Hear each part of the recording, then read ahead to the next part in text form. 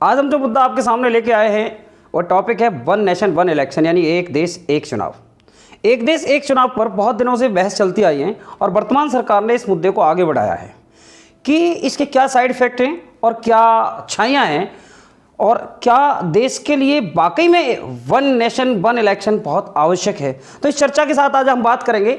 जिन लोगों ने अभी हमारा चैनल सब्सक्राइब नहीं किया है वो सब्सक्राइब कर लें, बेल आइकॉन दबा दें ताकि अच्छी से अच्छी वीडियो, अच्छी से अच्छी जानकारी आप तक पहुंच जाए। एक देश एक चुनाव यानी one nation one election, Lok Sabha और राज्य की विधानसभाओं के चुनाव एक साथ कराए जाने के मसले पर लंबे समय से बहस चल रही है। प्रधानमंत्री नरेंद्र मोदी जी ने इस विचार का समर्थन करते हुए इसे आगे बढ़ाया है। आपको बता दें कि इस मामले पर चुनाव आयोग, नीति आयोग, विधि आयोग, संविधान समीक्षा आयोग सभी विचार कर चुके हैं। अभी हाल ही में विधि आयोग ने देश में एक साथ चुनाव कराए जाने के मुद्दे पर विभिन्न राजनीतिक दलों और क्षेत्रीय पार्टियों और प्रशासनिक अधिकारियों की राय जानने के लिए एक कॉन्फ्रेंस का आयोजन पीछे किया था। इस कॉन्फ्रेंस में कुछ राजनीतिक दलों ने इस विचार से सहमति जताई, जबकि ज़्यादातर राजनीतिक दलों ने इसका विरोध भी किया। उनका कहना था कि यह विचार लोकतांत्रिक प्रक्रिया के खिलाफ है। जाहिर है कि जब इस तरह का विचार और कोई ऐसी आम राय जब तक नहीं बनती तब तक इसे धरातल पर उतारना संभव नहीं होगा। लेकिन एक देश एक चुनाव के लिए पीछे एक कमेटी बनाई गई थी और जो हाई लेवल कमेटी बनाई उसने अभी सिफारिश की है कि देश में लोकसभा और राज्य विधानसभाओं के चुनाव एक ही साथ कराए जाएं। इसके लिए संविधान में संशोधन की सिफारिश भी की गई है। केंद्र सरकार ने एक देश एक चुनाव को लेकर 2 दिसंबर 2023 को एक हाई लेवल कमेटी बनाने का फैसला किया था और पूर्व राष्ट्रपति रामनाथ कोविंद को कमेटी का चेयरमैन बनाया गया था। साथ में 7 मेंबर बनाए गए थे। रिपोर्ट में कहा गया था कि बीच बीच में चुनाव कराए जाने से सौहार्द बिगड़ता है और साथ ही आर्थिक विकास, शैक्षणिक क्षेत्र और अन्य कई सारे मदों पर खर्च अधिक होता है और इसका विपरीत असर विकास पर होता है। अब बात करेंगे कि किन किन विशेषज्ञों की राय ली गई। कमेटी ने सुप्रीम कोर्ट के 4 पूर्व चीफ जस्टिस, हाई कोर्ट के 12 रिटायर्ड चीफ जस्टिस, 4 पूर्व मुख्य चुनाव आयुक्तों और 8 पूर्व चुनाव आयुक्तों के साथ लॉ कमीशन के अध्यक्ष की राय भी जानी। साथ ही फिक्की, आर्थिक मामलों के जानकारों के भी विचार जाने। रिपोर्ट के मुताबिक सुप्रीम कोर्ट के 4 पूर्व चीफ जस्टिस, जस्टिस दीपक मिश्रा, जस्टिस रंजन गोगोई, जस्टिस शरद अरविंद बोबड़े और जस्टिस यूयू ललित एकनाथ चुनाव कराने के पक्ष में थे, जबकि दिल्ली हाई कोर्ट के पूर्व चीफ जस्टिस अजीत प्रकाश शाह, कलकत्ता हाई कोर्ट के पूर्व चीफ जस्टिस गिरीश चंद्र गुप्ता और मद्रास हाई कोर्ट के पूर्व चीफ जस्टिस संजीव बनर्जी ने एक साथ चुनाव का विरोध किया। दोस्तों, अब हम बताते हैं कि क्या एक साथ चुनाव के लिए संविधान संशोधन की वाकई में आवश्यकता है। तो इस कमेटी ने कहा है कि एक साथ चुनाव और कार्यकाल फिक्स करने के लिए संविधान में संशोधन करना आवश्यक होगा। इसके लिए अनुच्छेद 324 और 325 में संशोधन करना पड़ेगा। अनुच्छेद 324 में संशोधन के लिए राज्यों से पुष्टि लेनी होगी और अनुच्छेद 324 में संशोधन से एक साथ चुनाव कराने और 325 के संशोधन से वोटर आई कार्ड के संदर्भ में भी सिफारिश का रास्ता साफ होगा। अनुच्छेद 83 और 172 में संशोधन की सिफारिश भी की गई। इसके तहत लोकसभा और विधानसभा के कार्यकाल के बारे में भी बताया गया। इस संवैधानिक संशोधन को राज्यों की मंजूरी की आवश्यकता होगी। कमेटी ने रिप्रेजेंटेशन ऑफ पीपल एक्ट में भी संबंधित बदलाव की सिफारिश की है। अब इस कमेटी ने त्रिशंकु सदन होने पर क्या राय रखी है। कमेटी ने कहा कि अगर सदन त्रिशंकु हो या अविश्वास प्रस्ताव की स्थिति आए तो ऐसी स्थितियों में नए सिरे से चुनाव की स्थिति बन जाए तो नए लोकसभा का कार्यकाल पहली लोकसभा के कार्यकाल के शेष बचे समय के लिए ही होगा। साथ ही निर्धारित तिथि के साथ बाद सदन भंग हो जाएगा। इसी तरह विधानसभा में भी अगर नए चुनाव की स्थिति बनती है तो नया विधानसभा का कार्यकाल लोकसभा के पूर्ण कार्यकाल की अवधि तक ही होगा। कमेटी की सिफारिश के मुताबिक ईवीएम या वीवीपैट जैसे उपकरण की खरीद और सुरक्षा और दूसरी व्यवस्थाओं के लिए चुनाव आयोग को योजनाएं तैयार करनी होंगी। एक साथ चुनाव कराने के लिए क्या राज्य विधानसभा को समय से पहले भंग करना होगा, इस पर इस कमेटी ने क्या राय दी है। तो सीनियर एडवोकेट एमएल लोहाटी बताते हैं कि अनुच्छेद 83(2) और लोकसभा टर्म 5 साल से ज़्यादा ना करने या पहले खत्म होने की बात करता है।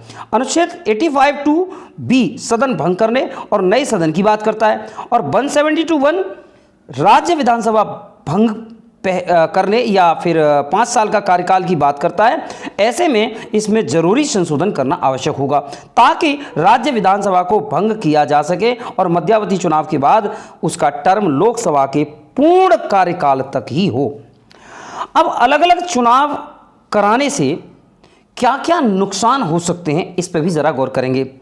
कमेटी ने यह बताया कि तमाम विशेषज्ञों और हितधारकों से बात करने के बाद यह सिफारिश कमेटी ने की और कहा कि देश की आज़ादी के बाद शुरुआत में हर 10 साल में 2 चुनाव होते थे, अब हर साल कई चुनाव हो रहे हैं और इसी कारण सरकार, व्यवसायी, मजदूर, अदालतें, राजनीतिक दल, चुनाव के उम्मीदवार, सिविल सोसाइटीज के लोगों पर बड़े पैमाने पर खर्च का बोझ पड़ता है। ऐसे में सरकार को एक साथ चुनावी चक्र को बहाल करने के लिए कानूनी तौर पर मान्य तंत्र विकसित करना ही होगा। मित्रों, कौन कौन से चुनाव एक साथ कराने की सिफारिश की गई है, हम बात करते हैं।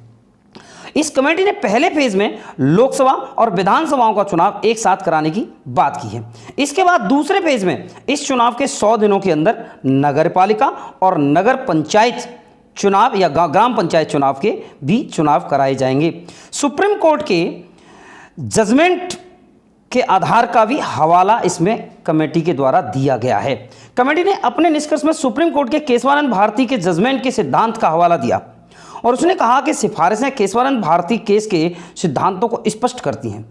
केशवानंद भारती जजमेंट में सुप्रीम कोर्ट ने कहा है कि प्रत्येक संविधान से लंबे समय तक बने रहने की अपेक्षा की जाती है, इसलिए इसे अनिवार्य तौर पर समायोजी होना ही चाहिए। दोस्तों, हम आपसे बात करेंगे कि कितने दलों ने इस प्रस्ताव का समर्थन किया। 47 राजनीतिक पार्टियां हैं भारतवर्ष के अंदर और उनमें से 32 ने एक साथ चुनाव कराने का समर्थन किया। राष्ट्रपति को कमेटी ने 18,625 की पेज की एक रिपोर्ट सौंपी और कुल 21,558 नागरिकों की प्रतिक्रिया को सम्मिलित किया गया। 80% लोगों ने एक साथ चुनाव कराने का समर्थन किया है।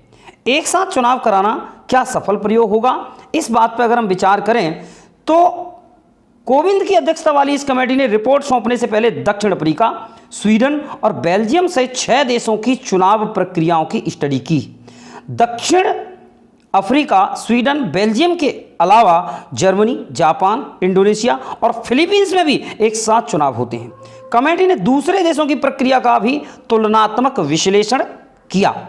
इसका उद्देश्य चुनावों में निष्पक्षता और पारदर्शिता सुनिश्चित करने के लिए अंतर्राष्ट्रीय तरीके के बारे में जानना था। आज़ादी के बाद 4 बार चुनाव हुए, 1952, 57 यानी 57 और 62 और 67 में। इन 4 चुनावों में लोकसभा और विधानसभाओं के चुनाव एक साथ हुए थे। तो लोकसभा और विधानसभा का कार्यकाल क्या होगा, त्रिशंकु की स्थिति में मध्यावधि चुनाव के बाद क्या स्थिति होगी, इस तरह के तमाम सवालों के जवाब कमेटी की रिपोर्ट में हैं। अगर केंद्र सरकार संविधान संशोधन कर पाए तो एक देश एक चुनाव का रास्ता साफ होगा। तो किसी भी जीवंत लोकतंत्र में चुनाव एक अनिवार्य प्रक्रिया है। स्वच्छ एवं निष्पक्ष चुनाव लोकतंत्र की आधारशिला होते हैं और भारत जैसे विशाल देश में निर्बाध रूप से निष्पक्ष चुनाव कराना हमेशा से एक चुनौती रहा है। अगर हम देश में होने वाले चुनावों पर नजर डालें तो हम ये पाते हैं कि हर वर्ष किसी न किसी राज्य में चुनाव होते ही रहते हैं। अब चुनावों की इस निरंतरता के कारण देश हमेशा चुनावी मोड में रहता है। इससे न केवल प्रशासनिक नीतिगत निर्णय प्रभावित होते हैं बल्कि देश के खजाने पर भारी बोझ भी पड़ता है। इस सबसे बचने के लिए नीति निर्माताओं ने लोकसभा तथा राज्य की विधानसभाओं का चुनाव एक साथ कराने का विचार किया है। इस सारे वाकये को अगर हम जानें तो एक देश एक चुनाव के समर्थन में कुछ तर्क दिए जाते हैं। अब वो तर्क क्या हैं? एक देश एक चुनाव के पक्ष में ये भी कहा जाता है कि ये बड़ा विकासोन्मुखी विचार है। जाहिर है, लगातार चुनावों के कारण देश में बार बार आदर्श आचार संहिता लागू करनी पड़ती है। इसकी वजह से सरकार आवश्यक नीतिगत निर्णय नहीं ले पाती और विभिन्न योजनाओं को लागू करने में भी बहुत समस्याएं आती हैं। इसके कारण विकास कार्य प्रभावित होते हैं। आपको बता दें कि आदर्श आचार संहिता या मॉडल कोड ऑफ कंडक्ट चुनावों की निष्पक्षता बरकरार करने के लिए ही बनाया गया है। एक देश एक चुनाव के पक्ष में दूसरा तर्क यह भी है कि इससे बार बार चुनावों में होने वाले भारी खर्च में कमी आएगी। गौरतलब है कि बार बार चुनाव होते रहने से सरकारी खजाने पर अतिरिक्त आर्थिक बोझ तो पड़ता ही है, साथ ही चुनाव होने वाले खर्च में लगातार वृद्धि भी हो रही है और इस बात का सबूत है कि यह देश की आर्थिक सेहत के लिए बहुत अच्छा नहीं है। इसके पक्ष में एक और तर्क दिया जाता है कि चुनाव कराने से सरकारी कर्मचारियों और सुरक्षा बलों को बार बार चुनावी ड्यूटी पर लगाने की जरूरत नहीं पड़ेगी। इससे उनका समय तो बचेगा ही, साथ ही वो अपने कर्तव्यों का सही तरीके से पालन भी कर पाएंगे। आपको बता दें कि हमारे यहाँ चुनाव कराने के लिए शिक्षकों, सरकारी नौकरी करने वालों, कर्मचारियों की सेवाएं ली जाती हैं। इससे उनका कार्य प्रभावित होता है। और इतना ही नहीं, निर्बाध चुनाव कराने के लिए भारी संख्या में पुलिस और सुरक्षा बलों की तैनाती भी करनी पड़ती है। एक देश एक चुनाव के पक्ष में दिए जाने वाला एक तर्क और भी है, इससे काले धन और भ्रष्टाचार पर रोक लगाने में मदद मिलेगी। यह किसी से छिपा हुआ नहीं है कि चुनावों के दौरान राजनीतिक दलों और प्रत्याशियों द्वारा काले धन का खुलकर इस्तेमाल किया जाता है। हालांकि देश में प्रत्याशियों द्वारा चुनावों में किए जाने वाले खर्च की सीमा निर्धारित की गई है, किंतु राजनीतिक दलों द्वारा किए जाने वाले खर्च की कोई सीमा निर्धारित नहीं की गई। कुछ विश्लेषक ये मानते हैं कि चुनाव लगातार होते रहने से राजनेताओं और पार्टियों को सामाजिक समरसता भंग करने का मौका मिल जाता है। इसकी वजह से अनावश्यक तनाव की परिस्थितियां बन जाती हैं और एक साथ चुनाव कराए जाने से इस प्रकार की समस्याओं से निजात मिलेगी। इसके तहत ही निर्वाचन आयोग द्वारा चुनाव अधिसूचना जारी करने के बाद सत्ताधारी दल किसी परियोजना की अगर घोषणा कर देते हैं या नई स्कीमों की शुरुआत होती है या वित्तीय मंजूरी या फिर ये कहें कि ये जो नियुक्ति प्रक्रिया की मनाही रहती है, इसके पीछे निहित उद्देश्य ये है कि सत्ताधारी दल को चुनाव में अतिरिक्त लाभ ना मिल सके। इसलिए देश में एक ही बार में लोकसभा और राज्य विधानसभाओं का चुनाव कराया जाए तो आदर्श आचार संहिता प्रस्तुत की जा सकती है। अब बात करते हैं कि ये जो विरोधी लोग हैं, विरोध क्यों करते हैं? एक देश एक चुनाव का कुछ लोग विरोध भी करते हैं, तो ये विरोध क्यों होता है? एक देश एक चुनाव के विरोध में विश्लेषकों का मानना यह है कि संविधान में संसदीय मॉडल प्रदान किया है, जिसके तहत लोकसभा और विधानसभाएं 5 वर्षों के लिए चुनी जाती हैं। लेकिन एक साथ चुनाव कराने के मुद्दे पर हमारा संविधान मौन है। संविधान में कई ऐसे प्रावधान भी हैं जो इस विचार के बिल्कुल विपरीत दिखाई देते हैं। जैसे कि अभी पीछे हमने अनुच्छेद 85 और 174 की बात की थी। एक देश एक चुनाव के विरोध में एक और तर्क दिया जाता है कि यह विचार देश के संघीय ढांचे के विपरीत होगा और संसदीय लोकतंत्र के लिए घातक कदम होगा। लोकसभा और राज्यों की विधानसभाओं का चुनाव एक साथ करवाने पर कुछ विधानसभाओं के मर्जी के खिलाफ उनके कार्यकाल को बढ़ाया या घटाया जा सकेगा। राज्यों की स्वायत्तता प्रभावित हो सकती है। भारत का संघीय ढांचा संसदीय शासन प्रणाली से प्रेरित है और संसदीय शासन प्रणाली में चुनावों की बारंबार की एक अकाट्य सच्चाई है। अर्थात हम ये कह सकते हैं कि आगे की राह क्या है। एक देश एक चुनाव की अवधारणा में कोई बड़ी खामी तो है नहीं, किंतु राजनीतिक पार्टियों द्वारा जिस तरह से इसका विरोध किया जा रहा है, उससे लगता है कि इसे निकट भविष्य में लागू कर पाना संभव नहीं होगा। इसमें कोई दो राय नहीं है कि विश्व का सबसे बड़ा लोकतंत्र भारत हर समय चुनावी चक्रव्यूह से घिरा नजर आता है। लेकिन रामनाथ कोविंद जी की अध्यक्षता में बनाई गई इस कमेटी के प्रस्ताव के बाद हम शायद ये देख सकते हैं और समझ सकते हैं कि शायद इस पर सरकारें कुछ कार्य करेंगी।